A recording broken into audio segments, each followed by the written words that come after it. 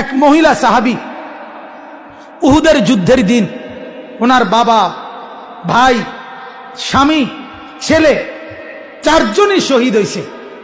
মহিলা বারবার এক কথাই জিজ্ঞাসা করছে, মা বালু মুহাম্মদ, বলো না, ছেলের কথা পরে বলো, বাবার কথা বাদ দাও, স্বামীর কথা বাদ দাও, ভাইয়ের কথা বাদ দাও, বলো আমার নবীর কি খবর।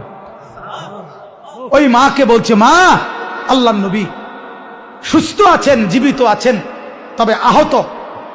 ওই মহিলা বলছে, সাহাবীরা, খোদার কসম, আমার মন মানছে না, আমার একটা নজর কুদুর দেখতে দাও, আমি নবীজিকে একটা নজর দেখি, নয়তো আমার কলিজা ঠান্ডা হবে না। দেখছে নবীজির চেহারা মোবারকের দিকে তাকাইয়া ওই মহিলা বলছে, কুল্লু মুসিবাতিন বাদাকা জালালুন ইয়া রাসূলুল্লাহ, হে আল্লাহর নবী, খোদার কসম নবী, আপনাকে